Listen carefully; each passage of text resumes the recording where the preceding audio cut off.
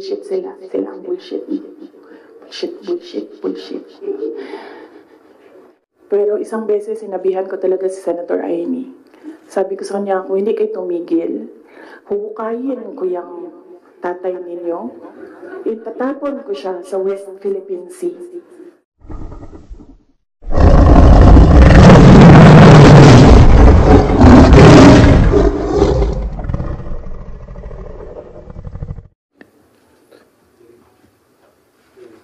Ladies and gentlemen, the Honorable Vice President Sara Zimmerman Duterte. Hello. So, yes, good morning everyone. Thank you for your time. Ako na lang mag-moderate. Okay lang.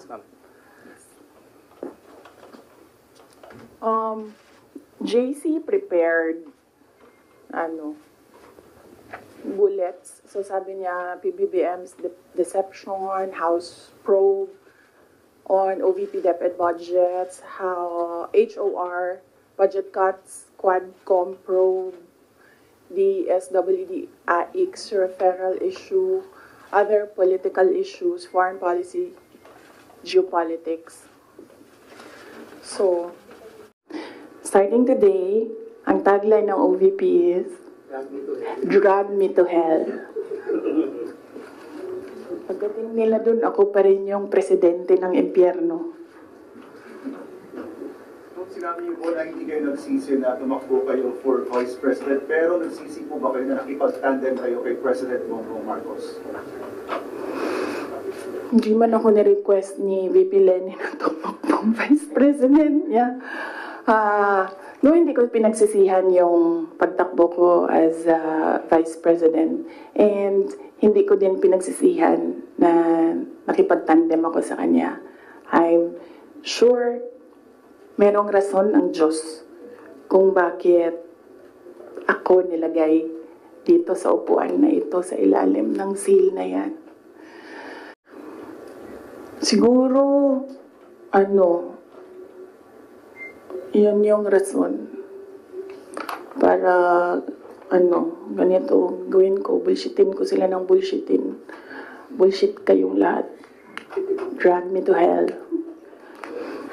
Ma'am, yes, ma'am. Joel, DWIZ. Yes. Ma'am, good morning. Ayong buntag, ma'am. So, tanaw ni mo, ma'am, sa tingin mo, ma'am, dapat tumakbo na lang po kayong presidente? Hindi din. Kung papabalikin ako, tatakbo kang Vice President. Lagay ko dyan. Drag me to hell.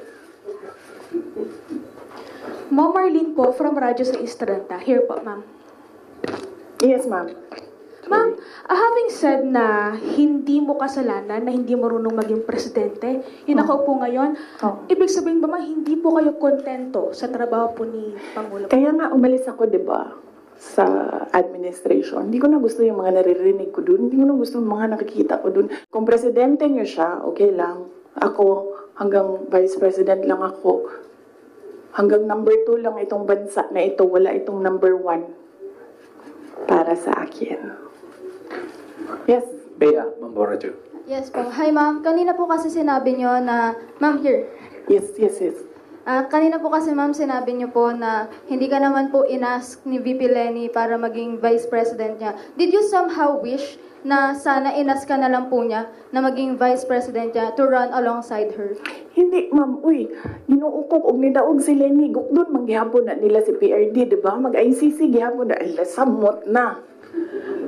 Si Trillanes o si Lenny, magkauban man na sila. So kung presidente si Lenny, ilahag hapon ng ICC. Alam niyo ba bakit hindi umuusad yung ICC?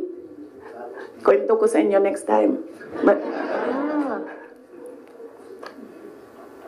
So kung mag-advise ako kay Lenny,